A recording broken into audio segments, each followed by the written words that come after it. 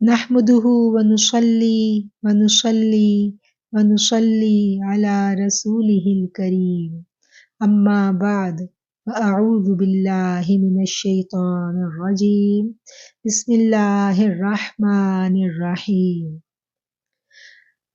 ربنا لا تزغ قلوبنا بعد إذ هديتنا وهب لنا من لدنك رحمة إنك أنت الوهاب انک انت الوہاب انک انت الوہاب۔ اے اللہ، ایک مرتبہ ہمارے دلوں کو اپنے دین کی جانب موڑ دینے کے بعد دوبارہ کجی اور گمراہی کی جانب مت موڑنا، ہمیں ایمان پہ زندہ رکھنا اور ایمان کی بہترین حالت میں واپس بلانا۔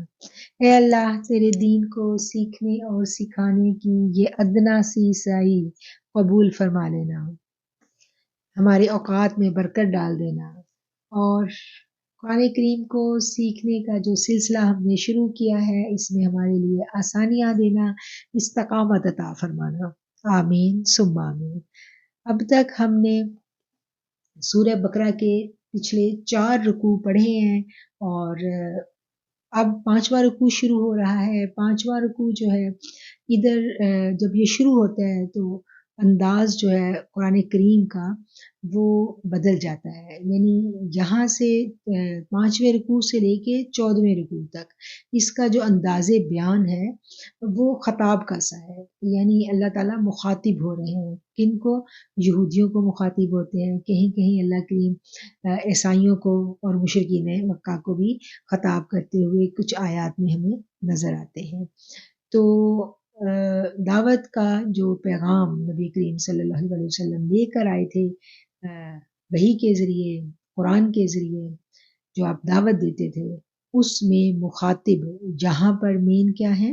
یہاں پر مین یہودی ہیں، اور اس کے بعد پھر کہیں عیسائی اور کہیں مشرکین جو ہیں وہ بھی ہمیں سامنے نظر آتے ہیں۔ اور اس رکوع کو سمجھنے کے لیے ہمیں کچھ باتیں جو ہیں وہ پہلے سے ذہن نشین کر لینی ہے، کہ جیسا کہ ہم نے پہلے بھی اس چیز کو سمجھ لیا تھا کہ یہ صورت مدینہ شریف میں نازل ہوئی تھی، اور مدینہ منورہ میں جو یہودی تھے، یہاں پر زیادہ تعداد میں یہود جو تھے وہ آباد تھے، یہودی اہل کتاب تھے اور خوشحال قوم تھی اور علم والے تھے۔ ان کے پاس بہت سارے علماء کرام موجود تھے، ان کے اپنے دین کی کتاب کا جو علم رکھتے تھے، اور ان کے ہاں وہ تمام کی تمام برائیاں موجود تھیں، گھر کر چکی تھیں، جو آج ہمیں مسلمانوں میں نظر آتی ہیں، کیونکہ نبی کریم صلی اللہ علیہ وسلم اس بارے میں بتا گئے ہیں، فرما گئے ہیں۔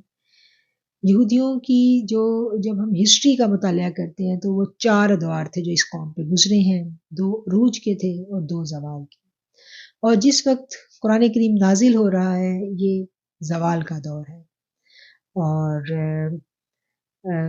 اس وقت ان کے علماء کرام جو ہیں وہ اپنی جو کتاب ہے اس کو لے کر بیٹھے ہوئے ہیں، اور عوام کے پاس کتاب کا علم نہیں جانے دیتے۔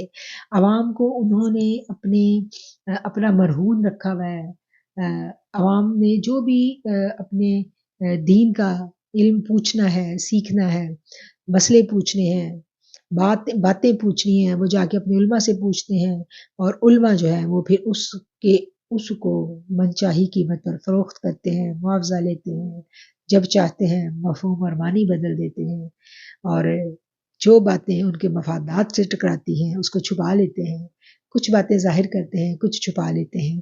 تو یہ ساری کی ساری وہ اخلاقی گراوٹیں ہیں ہمیں نظر آتی اس قوم میں اس وقت، جو آج ہماری قوم میں بھی ہمیں نظر آتی ہیں۔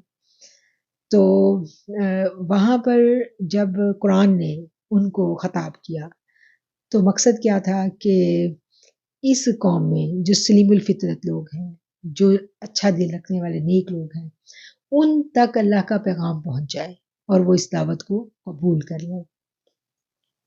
اور جب نبی کریم صلی اللہ علیہ وسلم نے قرآن کی یہ دعوت ان لوگوں تک پہنچائی تو واقعتاً وہاں اس قوم میں جو صالح لوگ تھے، جو نیک لوگ تھے، جو اچھے دل والے لوگ تھے، انہوں نے کیا کیا کہ وہ اس دعوت پر انہوں نے اس دعوت کو قبول کیا اور وہ آقا علیہ الصلوۃ والسلام پر ایمان لے کے آئے۔ دوسری بات جو اہم ہے وہ یہ ہے کہ یہودیوں پر ان کی دینی اور اخلاقی حالت جو تھی، جب قرآن نے بیان کی باتیں ان کی، تو جو عوام تھی ان کے اوپر یہ ساری باتیں آشکار ہو گئی، واضح ہو گئی۔ وہ باتیں، بہت ساری باتیں چھپاتے تھے عوام سے، ان کے سامنے نہیں ظاہر کرتے تھے، تو جب قرآن نے کھول کے وہ باتیں بیان کی تو لوگوں پر، جو ان کے عوام تھے، ان پر یہ باتیں واضح ہوئیں کہ یہ ساری کی ساری باتیں جو قرآن کہہ رہا ہے، جب وہ اپنے علماء سے کہتے تھے کہ ہمیں بتاؤ، ہمیں اس بارے میں آگاہی دو، تو پھر کیا تھا کہ علماء کے پاس کوئی جواب نہیں تھا۔ تو ان پر اپنے علماء کی کلئی کھل گئی، ان کو سمجھ میں آ گئی کہ یہ علماء ان کے ساتھ کیا کر رہے ہیں۔ یہ بات جو ہے، جیسے بہت سارے پرانے قصے تھے، پرانے واقعات تھے، پرانی باتیں تھیں جو انہوں نے عوام سے چھپائی ہوئی تھی اپنے مفادات کی وجہ سے، تو کیا ہے کہ عوام کو اب اپنے علماء کی جو اصلیت ہے وہ ظاہر ہو رہی ہے قرآن کی آیات کے نازل ہونے کے بعد۔ ابھی آگے ہم آیات پڑھیں گے تو ہمیں یہ سارے کے سارے جو باتیں، یہ قصے، یہ واقعات جو ہیں ہمیں سمجھ میں آنے لگ جائیں گے۔ اچھا، اس سے اگلی بات جو یہ ہے کہ جب اس قوم کے آگے جو ان کے عوام تھے، جب ان کے آگے یہ باتیں قرآن نے رکھی، انہوں نے تو اسلام کو قبول کر لیا، وہ تو نبی کریم صلی اللہ علیہ وسلم کے ساتھی بن گئے، اور باقی جو لوگ بچے تھے انہوں نے جب یہ دیکھی صورتحال تو ان کے دلوں سے ان کے علماء کا خوف نکل گیا، ان علماء کا جو روب تھا وہ ختم ہو گیا، کیونکہ علماء نے ان کو بڑا دبا کے رکھا ہوا تھا، ان کے پاس بڑا علم تھا۔ اور آج بھی جتنی پیشین گوئیاں قیامت کے بارے میں واقعات و حالات یہودیوں کے پاس ہیں، اس کا یعنی عام ایک مسلمان کو اندازہ بھی نہیں ہے۔ یہ تو جب ہم قرآن کو پڑھتے ہیں، احادیث کو پڑھتے ہیں، اپنی ہسٹری کو پڑھتے ہیں، تو ہمیں معلوم پڑتا ہے کہ ان کے پاس تو بہت کچھ موجود ہے، ٹھیک ہے، بہت زیادہ چیزیں ہیں جو ان کے علماء نے چھپا کے رکھی ہوئی ہیں، آج بھی رکھی ہوئی ہیں چھپا کے۔ تو جب قرآن نے یہ سب کچھ کھول کے واضح بیان کیا تو ان کی جو روب تھا ان کے علماء کا عوام کے دلوں پہ، وہ روب جو ہے وہ ان کا نکل گیا ان کے دلوں سے۔ اور اگلا پھر کیا ہوا، جب روب نکلا اور حقیقتیں ظاہر ہونے لگی تو وہ جو تمکنت کے ساتھ مسندوں پر بیٹھے ہوئے علماء تھے، ان کی بھی جو ہمتیں اور حوصلے جو تھے نا وہ پست ہو گئے، اور وہ بھی اس کر و فر کے ساتھ اب اسلام کی مخالفت نہیں کر پا رہے تھے، یعنی ان کی بھی جو ہوا جو تھی نا ان کے علماء کی، وہ اکھڑنے لگی، اور وہ بھی اب اس طرح سے مسلمانوں کو کیا کہنا چاہیے، فیس نہیں کر پا رہے تھے جب یہ والی آیات نازل ہوئیں۔ یہ آیات ابھی ہم آگے ڈیٹیل کے ساتھ پڑھیں گے۔ اور یہ جو 5واں رکوع ہے، یہ جب ہم شروع کرتے ہیں تو اس کے شروع میں ہمیں بار بار کروا دیا جاتا ہے۔ اللہ تعالیٰ بتا رہے ہیں، اللہ تعالیٰ فرما رہے ہیں کہ بسم اللہ الرحمن الرحیم، یا بنی اسرائیل اذکروا نعمتی التی انعمت علیکم وَأَوْفُوا بِعَہْدِی أُوفِ بِعَہْدِکُم وَإِیَّایَ فَارْہَبُونِ۔ اے بنی اسرائیل، ذرا یاد کرو میری اس نعمت کو جو میں نے تم کو عطا کی تھی، وَأَوْفُوا بِعَہْدِی، اور میرے ساتھ جو تم نے عہد کیا تھا، جو وعدہ کیا تھا، اس کو پورا کرو، اور جو عہد میرے ساتھ تمہارا جو عہد تھا اسے تم پورا کرو، تو میرا جو عہد تمہارے ساتھ تھا میں اس کو پورا کروں گا۔ وَإِیَّایَ فَارْہَبُونِ، اور تم مجھ ہی سے ڈرو۔ اب کیا ہے کہ یہ بات ابھی جو میں نے ساری کی ساری باتیں بیان کی، ان باتوں کو جب ہم ذہن میں رکھیں گے تو ہمیں اس آیت کی بہت اچھی سی سمجھ آ جائے گی۔ بنی اسرائیل قوم تھے، بنی اسرائیل جو ہے وہ حضرت یعقوب علیہ السلام کی اولاد میں سے تھے، اور یہ وہ قوم تھی جس کو اللہ کی بڑی لاڈلی قوم کہا جاتا تھا، اور اس قوم پر اللہ نے بڑی رحمتیں کی، بہت کچھ ان کو عطا کیا، اور اس قوم نے اپنی ترقی کا بہت عروج دیکھا، اور 2 ادوار ان پر گزرے، بہت ترقی کے، اور 2 ادوار ان پر گزرے پستی کے۔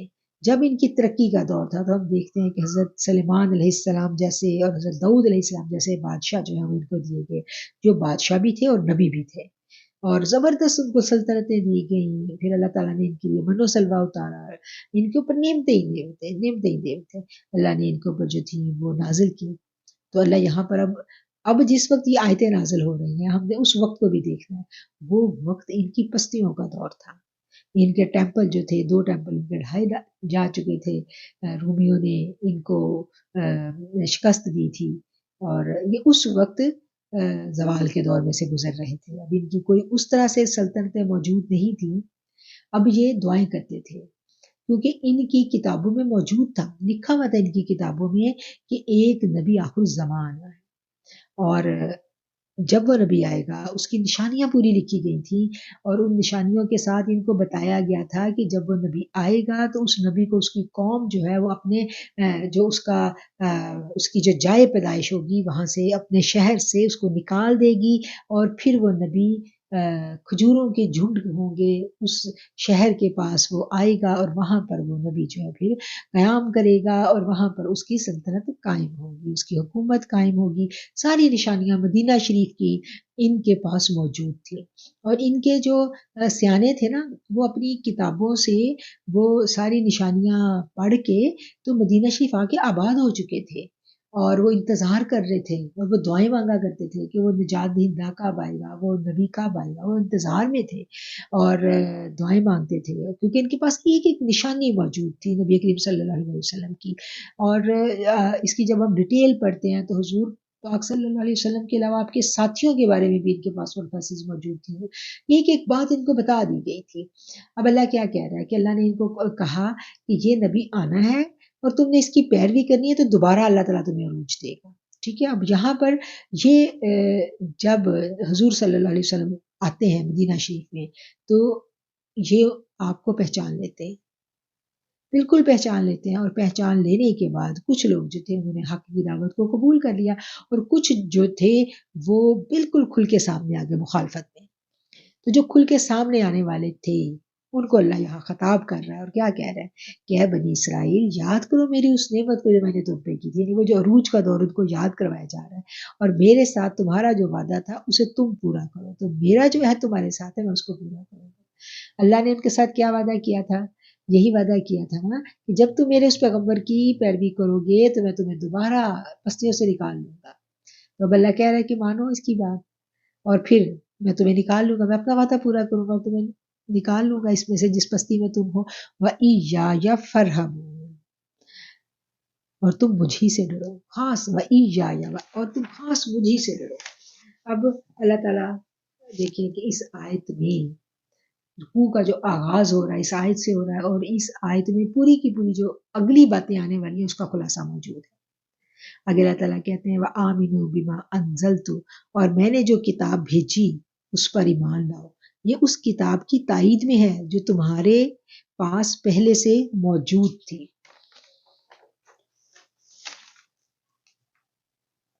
لہٰذا سب سے پہلے تم ہی اس کے منکر نہ بن جاؤ، تھوڑی سی قیمت پر میری آیات کو بیچ نہ ڈالو، اور میرے غضب سے بچو. باطل کا رنگ چڑھا کر حق کو مشتبہ مت بناؤ، اور نہ جانتے بوجھتے حق کو چھپانے کی کوشش کرو. اب جو کچھ وہ کر رہے تھے یہاں پر وہ ساری کی ساری باتیں جو ہیں اللہ تعالیٰ نے کھول کر بیان کر دی کہ میں نے جو کتاب بھیجی ہے اس پر ایمان لاؤ. کون سی کتاب بھیجی ہے اللہ نے؟ قرآن بھیجا ہے. یہ اس کتاب کی تائید کرتی ہے جو تمہارے پاس پہلے سے موجود ہے. جو ان کے پاس پہلے سے کتاب موجود تھی نا تو قرآن نے اس کتاب کی مخالفت نہیں کی، قرآن اس کی تائید کر رہا ہے. اور پھر اللہ نے کیا کیا؟ لہٰذا سب سے پہلے تم ہی اس کے منکر نہ بن جاؤ. وہ جھٹلا رہے تھے نا نبی کریم صلی اللہ علیہ وسلم کو، تو جو وہ جھٹلا رہے تھے تو اللہ ان کو تنبیہ کر رہا ہے. تنبیہ کیا کر رہا ہے کہ اس کے منکر نہ بنو، تھوڑی قیمت پر میری آیات کو نہ بیچو. تھوڑی قیمت پر میری آیات کو نہ بیچو کا کیا مطلب ہے کہ دنیاوی فائدے کے لیے دنیاوی فائدے حاصل کر رہے تھے نا وہ اس بات کو چھپا کے. اب ان کی جو بادشاہی تھی، جو ان کی سرداریاں تھیں وہ چھننی تھی نا، کیونکہ نبی کریم صلی اللہ علیہ وسلم تو اللہ کا حکم نافذ کرنے آئے تھے. تو اس کے لیے انہیں کیا کرنا پڑنا تھا؟ انہیں اللہ کی بات ماننی پڑنی تھی. وہ تو اپنے نفس کے غلام ہوئے بیٹھے تھے اور وہ تو اپنی بات منوا رہے تھے اور اپنی منمانی یہ قوانین جو ہے وہ رد و بدل کر کے اس چیز کو سامنے لے کے آتے تھے جس پر ان کا ذاتی مفاد تھا. تو اللہ تعالیٰ یہاں پر ان کو تنبیہ کرتے ہوئے کہہ رہے ہیں کہ میری آیات کو تھوڑی قیمت پر مت بیچو. تھوڑی قیمت کیوں کہا گیا؟ کہ یہ دنیا کا بڑے سے بڑا فائدہ بھی آخرت کے جو فائدے ہیں ان کے آگے انتہائی حقیر ہے، انتہائی پست اور چھوٹا ہے. اور میرے غضب سے بچو، باطل کا رنگ چڑھا کر حق کو مشتبہ نہ بناؤ. ولا تلبسوا الحق بالباطل وتکتموا الحق وانتم تعلمون. تم نہ ملا دو حق کو باطل کے ساتھ، ٹھیک ہے؟ اور حق کو باطل کا رنگ چڑھا کر حق کو مشتبہ نہ بناؤ. وتکتموا الحق، اور حق کو مت چھپاؤ. وانتم تعلمون، اور تم جانتے ہو. جو کر رہے تھے ان کو پتا تھا، ان کو معلوم تھا، کیونکہ ان کی کتابوں میں لکھا ہوا تھا. تو یہاں اللہ تعالیٰ ان کے سارے کے سارے جو دلوں کے بھید ہیں وہ عیاں کر رہا ہے ان آیات کو. اور آگے اللہ تعالیٰ کہتے ہیں وَأَقِیمُوا الصَّلَاةَ، اور تم نماز کو قائم کرو. وَآتُوا الزَّکَاةَ، اور زکوٰۃ کو ادا کرو. وَارْکَعُوا، اور تم جھک جاؤ. مَعَ الرَّاکعِینَ، جھکنے والوں کے ساتھ، رکوع کرنے والوں کے ساتھ رکوع کرو. یہاں پر ان کو نماز کی جو ہے وہ ترغیب دی جا رہی ہے. نماز جو ہے، نماز اور زکوٰۃ، یہ ہر زمانے میں دین اسلام کے اہم ترین ارکان رہے ہیں. تمام انبیاء کی طرح بنی اسرائیل میں بھی اس کی سختی سے تاکید تھی، مگر یہودی ان سے غافل ہو چکے تھے. نماز باجماعت کا نظام ان کے ہاں تقریباً ختم ہو چکا تھا. قوم کی اکثریت جو ہے وہ انفرادی نماز بھی ترک کر چکی تھی. زکوٰۃ دینے کی بجائے یہ لوگ سود کھانے لگے تھے، یعنی یہ ہر طرح سے برائیوں میں گرفتار تھے اور عبادات کو بھول چکے تھے. یہاں اللہ تعالیٰ کو یاد کرنے رہے ہیں. پھر آگے اللہ کہتے ہیں اتأمرون الناس بالبر وتنسون انفسکم وانتم تتلون الکتاب افلا تعقلون. حالانکہ یہاں سے تم اتأمرون الناس، تم دوسروں کو نیکی کا راستہ اختیار کرنے کے لیے کہتے ہو. اتأمرون الناس، حالانکہ تم لوگوں کو حکم دیتے ہو کہ نیکی کا راستہ اختیار کریں. مگر وتنسون انفسکم، مگر تم اپنے آپ کو بھول جاتے ہو، اپنی جان کو بھول جاتے ہو. وانتم تتلون الکتاب، اور تم تلاوت کرتے ہو کتاب کی. افلا تعقلون، کیا تم عقل سے بالکل ہی کام نہیں لیتے؟ کیا تم بالکل ہی عقل نہیں رکھتے؟ اب جو کچھ وہ کر رہے تھے نا، یہ ان کا عقدہ کھل رہا ہے. ان کو خطاب کر کے کہا جا رہا ہے کہ تم لوگوں کو تو نیکی کرنے کا کہتے ہو، اپنے آپ کو بھول جاتے ہو، اور کتاب بھی تم پڑھتے ہو. اگر ہم دیکھیں آج کے دور میں قرآن کو اور قرآن کے ساتھ جو آج ہمارے ہاں ہو رہا ہے، تو ہمیں کچھ بھی مختلف نہیں لگے گا. یہی قرآن ہم پڑھ رہے ہیں اور پھر اسی قرآن کے احکامات کو ہم چھپا رہے ہیں، اور کوئی بات ظاہر کر رہے ہیں، کوئی چھپا رہے ہیں. اور اپنی آج بھی ہم دیکھیں کہ پیسے دے کے کس طرح فتوے اپنی مرضی کے لیے جاتے ہیں. کیا کچھ آج نہیں ہو رہا جو اس وقت ہو رہا تھا یہود میں. ہمارے ہاں بھی جب ہم ڈھونڈنے جاتے ہیں تو ہمیں یہ سب کچھ ہمیں آج بھی ملتا ہے. اللہ کیا کہہ رہے ہیں؟ افلا تعقلون، کیا تم عقل نہیں رکھتے؟ وستعینوا بالصبر والصلاۃ، وستعینوا، اور تم مدد چاہو، مدد مانگو، مدد حاصل کرو. کس سے؟ بالصبر، صبر سے، والصلاۃ، اور نماز سے. نماز سے اور صبر سے مدد لو. انہا لکبیرۃ، بے شک یہ بہت بھاری ہے. الا علی الخاشعین، مگر ان لوگوں کے لیے نہیں جو کہ اللہ کی فرما برداری کرنے والے ہیں، اللہ سے خشیت رکھنے والے ہیں. یہ ان کے لیے مشکل نہیں ہے. الذین یظنون انہم ملاقو ربہم وانہم الیہ راجعون، جو سمجھتے ہیں کہ آخر کار انہیں اپنے رب سے ملنا ہے. الذین یظنون، وہ لوگ جو یہ گمان کرتے ہیں، جو یہ سمجھتے ہیں انہم ملاقو، کہ انہیں ملاقات کرنی ہے اپنے رب سے. وانہم الیہ راجعون، اور انہیں اپنے رب ہی کی طرف لوٹ کر جانا ہے. یہ 46 نمبر آیت ہے، اور یہاں پر یہ والا رکوع جو ہے یہ ختم ہو جاتا ہے، اور یہاں پر سپارہ جو ہے وہ چوتھائی سپارہ اربع سپارہ جو ہے وہ ختم ہو جاتا ہے۔ اور بہت بڑا میسیج ہے ان آیات میں، اگر ہم سمجھیں، اگر ہم دیکھیں، یہاں پر جو ہمیں کہا گیا کہ صبر سے اور نماز سے مدد لو، اور بے شک یہ بھاری ہے، مگر کن کے لیے بھاری نہیں ہے؟ جو اللہ کی خشیت رکھتے ہیں، جو اللہ کا خوف اور ڈر اپنے دلوں میں رکھتے ہیں، ان پر بھاری نہیں ہے۔ اچھا، یہ ہم پچھلی آیت کو دیکھیں تو پچھلی آیت میں اللہ تعالیٰ نے کیا کہا تھا کہ تم اپنے ذاتی دنیا کی مفادات کے لیے اللہ کی احکامات کو پس پش ڈال دیتے ہو، چھپا لیتے ہو۔ پچھلی آیتوں میں یہی کہا گیا ہے نا، اور تم چھپاتے ہو کس کے لیے؟ دنیاوی فائدہ حاصل کرنے کے لیے، تھوڑی سی قیمت پر بیچتے ہو ان کو۔ اب اللہ نے کہا کہ اس چیز سے تم نے باہر نکلنا ہے، اور اللہ کی بات کو ماننا ہے، اور جو اللہ کا پیغام آ گیا واضح اس کی پیروی کرنی ہے۔ تو یہ پیروی کرنی اور یہ ماننا بڑا مشکل تھا۔ حق کو تسلیم کرنا اور حق کا ساتھ دینا ہر دور میں مشکل رہا ہے، ہر دور میں مشکل رہا ہے، آج بھی مشکل ہے، کل بھی مشکل تھا۔ جب انبیاء دنیا میں تشریف لائے اور انہوں نے دعوت کا کام کیا، اس وقت بھی مشکل تھا۔ نبی کریم صلی اللہ علیہ وسلم نے جب دعوت کا کام کیا تو ہم دیکھتے ہیں کہ کس قدر مشکلات پیش ہیں۔ یہ کام ہر دور میں مشکل رہا ہے اور مشکل رہے گا۔ جو بھی جب بھی دعوت کا کام کرے گا اس کو مشکلات آئیں گے۔ جب بھی دین کو نافذ کرنے کا ہم نام لیں گے، سب سے پہلے تو دین کو ہم نے اپنی ذات پہ نافذ کرنا ہے نا، تو جب اپنی ذات پر بھی نافذ کرنے کا ہم نام لیں گے تو مشکلات آئیں گی۔ ایسا نہیں ہے کہ مشکل نہیں ہے، یہ مشکل آئے گی۔ تو ایسے میں اللہ نے کیا کہا ہے کہ صبر کرو اور نماز سے مدد لو۔ نماز کرنا، پڑھنا، نماز قائم کرنا اور صبر کرنا دونوں بھاری ہے، مشکل ہے۔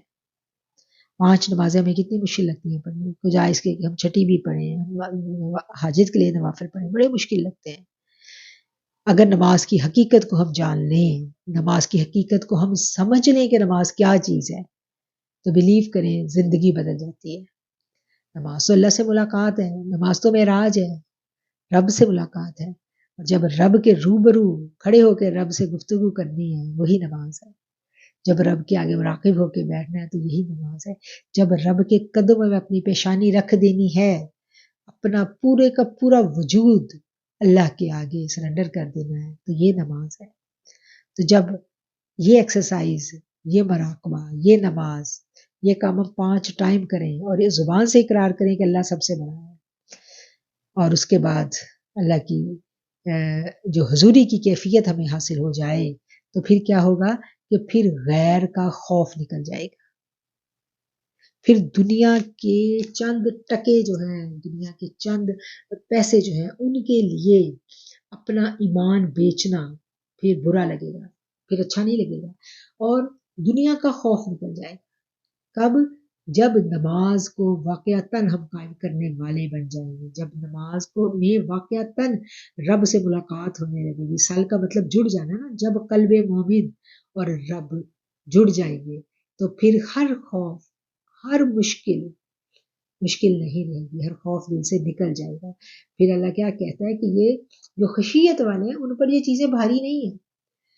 صبر کرنا مشکل کام ہے، رک جانا، صبر کیا ہے؟ رک جانا، روک دینا، خواہش نفس کے آگے قدغن لگا دینا، خواہش نفس کے آگے بند باندھ دینا، یہی صبر ہے نا۔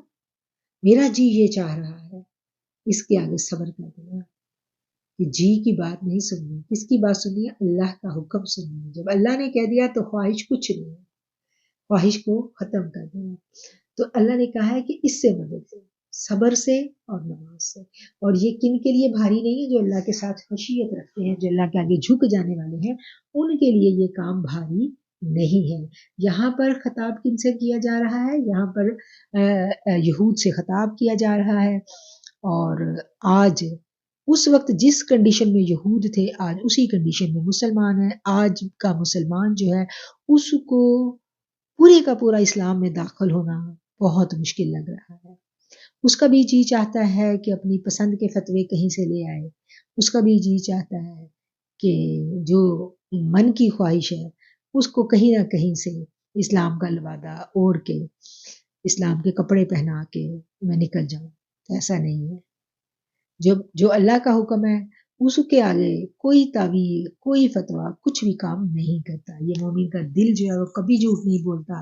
اس لیے کہا جاتا ہے نا کہ فتوے والوں کا دین اور ہوتا ہے اور تقوی والوں کا دین اور ہوتا ہے. تقوی والا ہمیشہ تقوی والا جو ہے وہ اپنے قلب کی آواز سنتا ہے اور مومن کا قلب کبھی جھوٹ نہیں بولتا. الذین یظنون انہم ملاقو، یہی وہ لوگ ہیں جو گمان رکھتے ہیں، جن کو یقین ہے، جن کو امید ہے کس بات کی کہ ہم نے اپنے رب سے ملنا ہے، اپنے رب سے ملاقات کا جن کو یقین ہے اور ان کو پتہ ہے کہ ہم نے لوٹ کے اسی کی جانب جانا. یہ تو چند روزہ زندگی ہے، وہ اس چیز کو جانتے ہیں سمجھتے ہیں تو پھر ان کو یہ سب کچھ مشکل نہیں لگتا. اب اس سے اگلا رکوع ہم شروع کریں گے.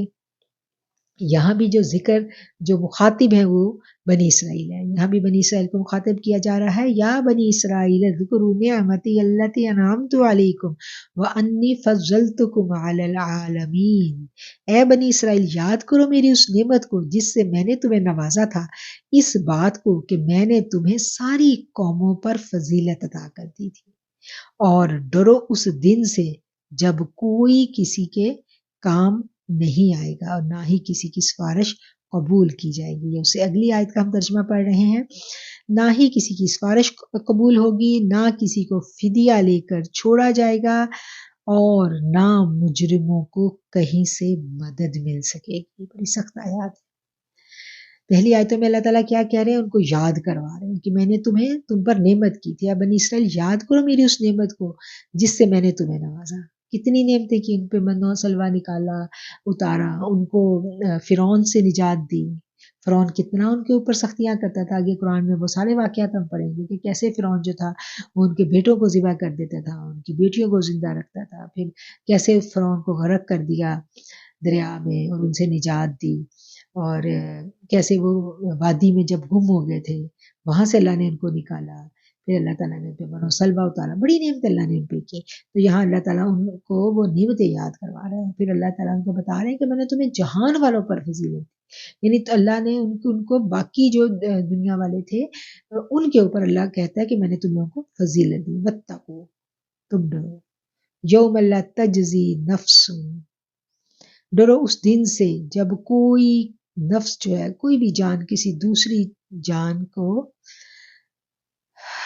بالکل فائدہ نہیں دے سکے گی. یہ قیامت کے دن کا ذکر ہو رہا ہے اور اس دن کسی کی سفارش قبول نہیں کی جائے گی. یہ یہودی جو تھے نا، یہ بڑی ان میں بھی یہ بڑا کنسیپٹ تھا کہ ہم بڑی اللہ کی لاڈلی قوم ہے، ہم نے آسمانوں کا کھانا کھایا ہوا ہے، ہم نے من و سلوہ کھایا ہوا ہے، ہم پیغمبروں کی اولاد ہیں. اور چونکہ یہ نسل یہودی ہوتے ہیں، یہودی پریچ نہیں کرتے. جیسے مسلمان اور کرسچین جو ہیں یہ تبلیغ کرتے ہیں نا، ان دونوں میں یہ پائی جاتی ہے تبلیغ کے جو بھی قبول کر لے دعوت کو. مسلمان بھی رہتی دنیا تک دعوت کریں گے، جو قبول کر لے دائرہ اسلام میں داخل ہو گیا تو وہ مسلمان ہے. لیکن یہودی ایسا نہیں ہے. یہودی بائی برتھ ہے. جو یہودی ماں کے پیٹ سے پیدا ہوا وہی یہودی ہے، کیونکہ ان کا یہ کانسیپٹ ہے کہ ہم اعلیٰ ہیں باقی جانوروں سے اور ہم نے من و سلوہ کھایا ہے. تو اللہ تعالیٰ کیا کہتے ہیں کہ ان کو جو فضیلتیں حاصل تھیں وہ کس لیے تھیں؟ تقویٰ کی بنیاد پر. اور اللہ کہتے ہیں کہ جب میں نے تم کو اتنی فضیلت دی تھی، ساری دنیا کی قوموں پر تم کو فضیلت دی، اور پھر کیا کیا تم نے؟ نافرمانیاں کی نا اللہ کی. پھر اللہ کیا پھر ان کو یہ تھا کہ ہمارے جو ہیں جو بھی گناہ کر لیں ہمیں جہنم کی آگ نہیں چھوئے گی چند دن سے زیادہ. آگے قرآن میں ہم پڑھیں گے. یعنی طرح طرح کی انہوں نے من گھڑت اپنے لیے تعویلیں بنائی ہوئی تھی کہ جس سے وہ یہ سوچتے تھے کہ ہم عذابوں سے بچ جائیں گے. تو اللہ کہتا ہے کہ اس دن تم عذاب سے نہیں بچ سکو گے، نہ ہی کسی کی سفارش قبول ہوگی، نہ ہی کسی کو فدیہ لے کر چھوڑا جائے گا اور نہ مجرموں کو کہیں سے کوئی مدد مل سکے گی. یعنی جس نے جو جرم کیا ہے وہ اس جرم کی جو سزا ہے وہ خود ہی بھگتے گا. یہ جو ان میں تھا نا کہ ہماری تو ہم تو نبیوں کی اولاد ہیں اور ہم تو بڑا پاک پاکیزہ خون ہے، تو ہماری جو بخشش ہے وہ ان بزرگوں کے صدقے میں ہو جائے گی، اور ہم جو بھی گناہ کر لیں، جیسے بھی ہم غفلت میں رہیں، ہمیں کوئی پکڑ نہیں ہے. تو اللہ نے یہاں پر ان کی ساری کی ساری وہ جو ان کے جھوٹے تصورات تھے ان کی اللہ نے وضاحت یہاں پر کھول کے بیان کر دی ہے. پھر آگے اللہ تعالیٰ کہتے ہیں وَإِذْ نَجَّيْنَاكُمْ مِنْ آلِ فِرْعَوْنَ يَسُومُونَكُمْ سُوءَ الْعَذَابِ يُذَبِّحُونَ أَبْنَاءَكُمْ وَيَسْتَحْيُونَ نِسَاءَكُمْ یاد کرو وہ وقت جب ہم نے تم کو فرعونیوں کی غلامی سے نجات بخشی تھی، انہوں نے تمہیں سخت عذاب میں مبتلا کر رکھا تھا، تمہارے بیٹوں کو ذبح کر دیتے تھے اور تمہاری لڑکیوں کو زندہ رہنے دیتے تھے، اور اس حالت میں تمہارے رب کی طرف سے تمہاری بڑی آزمائش تھی۔ اللہ تعالیٰ جب کسی پر آزمائش ڈالتا ہے تو اس آزمائش کا مقصد کیا ہوتا ہے؟ کھرے کو کھوٹے سے الگ کرنا۔ جیسے سونا جو ہے نا، اس کو جب بھٹی سے نکالا جاتا ہے نا تو کیا ہوتا ہے کہ سونا الگ ہو جاتا ہے اور کچرا الگ ہو جاتا ہے۔ بالکل اسی طرح جب کسی انسان یا قوم پر آزمائش کا وقت آتا ہے تو اس آزمائش کا مقصد کیا ہوتا ہے کہ ایمان والے اور بے ایمان الگ ہو جائیں۔ تو جب ان کے اوپر یہ سخت آزمائشیں آئیں تو مقصد کیا تھا ان کے اوپر کہ یہ آزمائشوں سے گزریں اور جو ان کے ایمان ہیں وہ بڑھیں اور یہ اللہ کی طرف رجوع کریں۔ آزمائش کا یہی مقصد ہوتا ہے نا کہ اس آزمائش میں سے جو منافق ہے، نفاق والا ہے، وہ الگ ہو جاتا ہے، اور جو ایمان والا ہے اس کا ایمان اس آزمائش سے گزر کے اور بڑھ جاتا ہے۔ اور اللہ تعالیٰ ان کو یاد کروا رہے ہیں اور کیا کہہ رہے ہیں، اور اس حالت میں تمہارے رب کی طرف سے بڑی آزمائش تھی، یاد کرو وہ وقت جب ہم نے سمندر کو پھاڑ کر تمہارے لیے رستہ بنایا، پھر اس میں سے تمہیں بحریت گزروا دیا، پھر وہی تمہاری آنکھوں کے سامنے فرعونیوں کو غرقاب کر دیا۔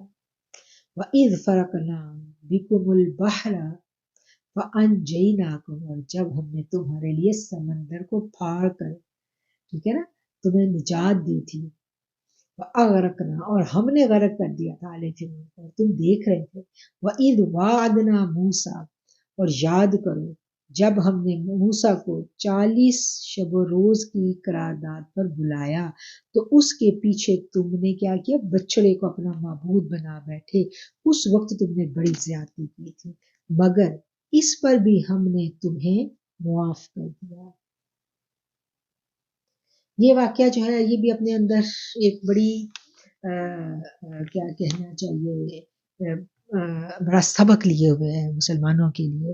اللہ تعالیٰ یہودیوں کی تمام جو نشیب و فراز ہیں وہ مسلمانوں پر واضح کر رہے ہیں۔ پہلے تو فرعون کا بتایا گیا، پھر یہ بتایا جا رہا ہے کہ موسیٰ جو تھے، جب وہ موسیٰ علیہ السلام جب وہ کوہ طور پر گئے تھے اور پیچھے سے ان کی جو قوم تھی انہوں نے کیا کیا تھا کہ ایک بچڑے کو اپنا معبود بنا لیا، اور پھر اس کے بعد انہوں نے وَإِذْ وَعَدْنَا مُوسَىٰ 40 لَيْلَةً ثُمَّ اتَّخَذْتُمُ الْعِجْلَ، تم نے پکڑ لیا اپنا معبود اس بچڑے کو، ان کے بعد وَأَنْتُمْ ظَالِمُونَ، اور تم کیا تھے؟ تم نے بڑی زیادتی کی، تم نے بڑا ظلم کیا۔ ثُمَّ عَفَوْنَا، ثم پھر عفونا، ہم نے معاف کر دیا، عنکم من بعد ذالک لعلکم تشکرون، معاف کر دیا تم کو اس کے بعد تاکہ تم شکر گزار بن جاؤ۔ وَإِذْ آتَيْنَا، اور جب ہم نے عطا کی موسیٰ کو کتاب، والفرقان لعلکم تہتدون، اور یاد کرو اس وقت جب تم یہ ظلم کر رہے تھے ہم نے موسیٰ کو کتاب دی اور فرقان عطا کی تاکہ تم اس کے ذریعے سیدھا رستہ پا سکو۔ یاد کرو جب موسیٰ یہ نعمت لے کر پلٹے تو انہوں نے اپنی قوم سے کہا، اے لوگو تم نے بچڑے کو معبود بنا کر اپنے اوپر سخت ظلم کیا ہے، لہٰذا تم لوگ اپنے خالق کے حضور توبہ کرو اور اپنی جانوں کو ہلاک کرو، اسی میں تمہارے خالق کے نزدیک بہتری ہے، اس وقت تمہارے خالق نے تمہاری توبہ قبول کر لی، وہ بڑا معاف فرمانے والا اور رحم کرنے والا۔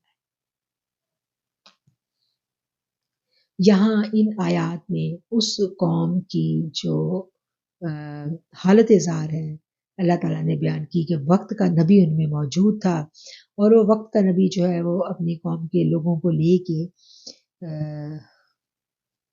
گئے تھے کوہ طور پر، اور جب کوہ طور پر وہ گئے ہیں وہاں پر انہوں نے کچھ دن جو تھا مقررہ مدت کا وہ قیام کیا تھا، اور 70 لوگ جو تھے بنی اسرائیل کے وہ ان کے ساتھ تھے، اور وہاں پر ان کو اللہ تعالیٰ نے کتاب جو تھی اور فرقان جو تھی وہ عطا کی تھی۔ اور جب یہ سب کچھ ہو رہا تھا، مین وائل قوم کو پتا ہے کہ ہمارا پیغمبر کوہ طور پر گیا ہے اور ہماری قوم کے لوگ ان کے ساتھ گئے ہیں. قوم نے پیچھے سے کیا کیا؟ قوم نے پیچھے سے بچڑے کی پوجا شروع کر دی. اور وہ بچڑے کی پوری کہانی ہے کہ کس طرح وہ بچڑا جو تھا وہ جادوگر نے بنایا اور وہ آوازیں نکالتا تھا اپنے اندر سے. آپ لوگ ڈیٹیل کے ساتھ جو ہے وہ پڑھنا چاہیں تو اس کو پڑھ لیں. جہاں میں بالکل مختصر اس کو بیان کروں گی. وہ اپنے اندر سے عجیب سی آوازیں نکالتا تھا جس کے اوپر وہ قوم گمراہ ہو گئی. اور وہ جو جادوگر تھا اس نے کہا کہ یہی خدا ہے، اسی کی پوجا کرو. وہ اس کی پوجا میں لگ گئے. اور جب موسیٰ علیہ السلام واپس آتے ہیں اور پھر جب اس قوم نے توبہ کی تو موسیٰ نے ان کو سرزش کی، توبہ کی، تو اللہ نے کیا کہا؟ اللہ نے کہا ان کی توبہ ایسے قبول نہیں ہوگی، اس کے لیے انہیں قربانی دینی پڑے گی. کیا قربانی دینی پڑے گی؟ لہٰذا تم اللہ کے خالق کے حضور توبہ کرو اور اپنی جانوں کو ہلاک کر دو. بڑی سخت ان کے اوپر آزمائش تھی کہ جس نے بچڑے کی پوجا کی ہے اس کو قتل کیا جائے گا اور اس کو قتل اسی کے گھر والے کریں گے. اب یہ تھا کہ جس گھر میں سے ہر گھر میں سے کسی نہ کسی فرد نے کی تھی تو یہ ایک بڑی سخت آزمائش ان پہ آ گئی تھی کہ ہر گھر میں سے ایک نہ ایک بندے نے پوجا کی تھی تو اسی کے گھر والوں نے اس کو مارنا تھا. اور پھر وہ پورے کا پورا واقعہ مفسرین نے بیان کیا ہے ڈیٹیل کے ساتھ کہ کس طرح وہ ایک جس دن یہ ہونا تھا اس دن ہر گھر کے آگے وہ مجرم جو ملزم جو تھا اس کو وہ لے کے اس کے گھر والے کھڑے تھے اور لوگوں نے کہا کہ ہم یہ بہت مشکل کام ہے، ہم کیسے اپنے ہی گھر والوں کو کاٹیں، کیسے ان کی گردنیں کاٹیں. لیکن پھر انہوں نے کاٹی، اپنے ہی گھر والوں کو قتل کیا. اور پھر کیا ہے، پھر اللہ نے کہہ دیا کہ میں نے معاف کر دیا ہے. اور اللہ نے توبہ ان کی قبول کر لی. جو قتل کیا گیا وہ بھی معاف کر دیا گیا اور جس نے قتل کرنے والا جو تھا اس کو بھی اللہ نے بخش دیا اور جو مقتول تھا وہ بھی بخشا گیا. اور اللہ کہتا ہے کہ اللہ بڑا معاف کرنے والا اور رحم کرنے والا ہے. یاد کرو جب تم نے موسیٰ سے کہا تھا کہ ہم تمہارے کہنے کا ہرگز یقین نہیں کریں گے جب تک کہ اپنی آنکھوں سے علانیہ خدا کو تم سے کلام کرتا نہ دیکھیں. اس وقت تمہارے دیکھتے دیکھتے ایک زبردست بجلی نے تم کو آ لیا، تم بے جان ہو کر گر چکے تھے، مگر پھر ہم نے تم کو جلا اٹھایا، شاید کہ اس احسان کے بعد تم شکر گزار بن جاؤ. ہم نے تم پر ابر کا سایہ کیا، یعنی کہ بادل کا سایہ کیا، منو سلوا کی غذا تمہارے لیے فراہم کی اور تم سے کہا جو پاک چیزیں ہم نے تمہیں بخشی ہیں انہیں کھاؤ، مگر تمہارے اسلاف نے جو کچھ کیا وہ ہم پر ظلم نہیں تھا بلکہ انہوں نے اپنے آپ پر ہی ظلم کیا. اب یہ ایک اور واقعے کی طرف اشارہ ہے. یہاں پر کیا واقعے کی طرف اشارہ ہے کہ جزیرہ نمائے سینا جو ہے وہاں پر یہ جو حضرت موسیٰ کی قوم تھی جب یہ اس میں گئی ہے تو وہاں پر بڑی سخت دھوپ تھی اور اس سخت دھوپ میں کوئی سایہ نہیں تھا. اس قوم کے لیے کوئی مکان، کوئی گھر اس وقت ان کو میسر نہیں تھا. یہ کھلے آسمان کے نیچے تھے. تو اللہ کیا کہہ رہا ہے کہ اس جزیرہ نمائے سینا میں جہاں دھوپ سے بچنے کے لیے کوئی جائے پناہ میسر نہیں تھی، ہم نے تمہارے اوپر بادل کے سائے کا انتظام کیا. اس موقع پر یاد رہے کہ بنی اسرائیل کے لاکھوں کی تعداد میں لوگ جو تھے وہ مصر سے نکل کر آئے تھے اور سینا کے علاقے میں مکانات تو کیا سر چھپانے کے لیے خیمے بھی نہیں تھے. اس زمانے میں اگر خدا کی طرف سے ایک مدت تک آسمان کو ابر آلود نہ رکھا جاتا تو یہ قوم دھوپ سے ہلاک ہو جاتی. من اور سلوا وہ قدرتی غذائیں تھیں جو اس مہاجرت کے زمانے میں ان لوگوں کو 40 برس تک مسلسل ملتی رہی. من دھنیے کے بیج جیسی ایک چیز تھی جو اوس کی طرح گرتی تھی رات کو اور زمین پر جم جاتی تھی. اور سلوا بٹیر کی قسم کے پرندے تھے جو خدا کے فضل سے اتنی کثرت سے تھے کہ ایک پوری کی پوری قوم محض انہی غذاؤں پر بسر کرتی رہی اور اسے فاقہ کشی کی مصیبت نہیں اٹھانی پڑی. حالانکہ آج کسی نہایت متمدن ملک میں بھی اگر چند لاکھ مہاجر آن پڑیں تو وہاں پر خوراک کا انتظام کرنا مشکل ہو جاتا ہے.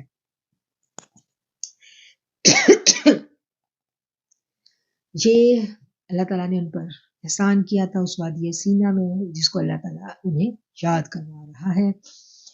اور پھر انہوں نے کیا کیا، انہوں نے پھر اللہ کی نافرمانی کی، اللہ کی ناشکری کی، تو اللہ نے کیا کہا کہ انہوں نے کسی کے اوپر ظلم نہیں کیا بلکہ انہوں نے اپنی جانوں پر ہی ظلم کیا، وَلَٰكِنْ كَانُوا أَنفُسَهُمْ يَظْلِمُونَ، حالانکہ وہ اپنے اوپر ہی ظلم کرنے والے تھے۔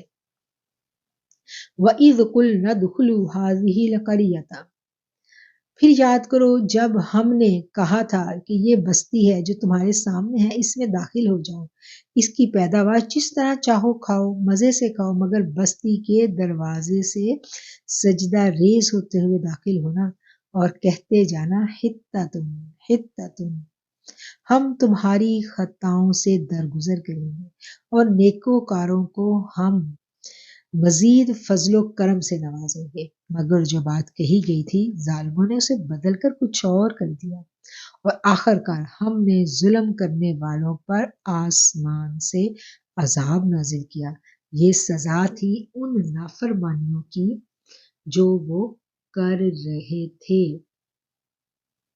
اب جب اتنے برس اس وادی سینا میں بھٹکنے کے بعد 40 برس کا ٹائم ہمیں ملتا ہے نا کتابوں میں کہ 40 برس تک وہ اس وادی میں رہے جہاں پر ان کے پاس کوئی گھر نہیں تھے، کھلے آسمان تلے وہ بھٹکتے رہے۔ پھر اس کے بعد اللہ تعالیٰ نے ان پہ کرم کیا، اور اللہ تعالیٰ نے کیا کیا کہ ان کو اللہ تعالیٰ کہتے ہیں کہ پھر اللہ نے ان کو پھر یاد کرو جب ہم نے کہا کہ یہ بستی تمہارے سامنے ہے، یعنی اس وادی سے پھر اللہ نے کیا کیا، ان کو بستی میں داخل کیا، اور کیا کہا اللہ نے، جب تم بستی میں داخل ہو تو جو چاہو کھاؤ پیو، مگر حطۃ کہتے ہوئے جانا، اور اللہ کہتا ہے کہ ہم تمہاری خطاؤں کو درگزر کریں گے۔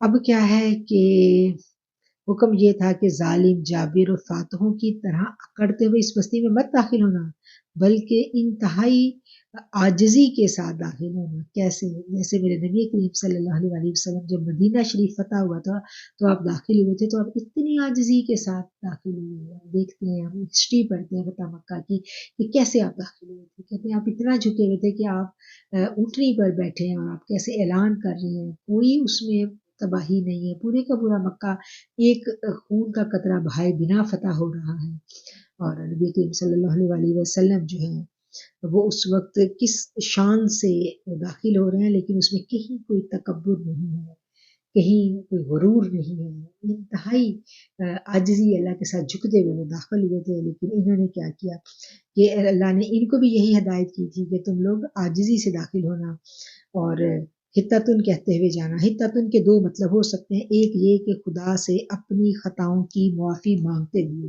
دوسرا یہ کہ لوٹ مار اور قتل عام کی بجائے بستی کے باشندوں سے درگزر کرتے ہوئے عام معافی کا اعلان کرتے ہوئے جانا۔ لیکن انہوں نے کیا کیا، انہوں نے ایسا نہیں کیا۔ ان کی جو باتیں ہیں اللہ تعالیٰ ساری کی ساری وہ یہاں پر جو ان کی ہسٹری ہے پرانی وہ قرآن میں کھول کے بیان کرے، مگر جو بات کہی گئی تھی ظالموں نے اسے بدل کر کچھ اور کر دیا، اور آخر کار ہم نے ظلم کرنے والوں پر آسمان سے عذاب نازل کیا، یہ سزا تھی ان نافرمانیوں کی جو وہ کر رہے تھے۔ یا اللہ تعالیٰ ان کی تمام جو سابقہ ہسٹری ہے یہود کی، جو وہ ظاہر کرتے تھے اور چھپاتے تھے، جو جی چاہتا تھا بتاتے تھے، اپنی باقی باتیں وہ لوگوں کے آگے نہیں بتاتے تھے۔ قرآن یہاں ساری باتیں جو وہ کھول کھول کر بیان کر رہا ہے۔ یہ ہم نے جو چھٹا رکوع ہے وہ یہاں پر ختم کر لیا۔ آیت ہے جی 59 نمبر آیت، 59 نمبر آیت ہمارے پاس ابھی ہمارا ٹائم اوور ہونے میں بھی 5 منٹ ہے، لیکن میرا خیال ہے کہ ہم اگلا رکوع جو ہے انشاءاللہ وہ ہم نیکسٹ ویک ہی شروع کریں گے، اور یہاں پر 59 نمبر آیت پر چھٹے رکوع پر ہم آج کا جو ہمارا لیسن ہے وہ ختم کرتے ہیں۔ صدق اللہ العظیم و صدق رسولہ النبی الکریم۔ للہ رب العالمین. السلام علیکم ورحمۃ اللہ وبرکاتہ.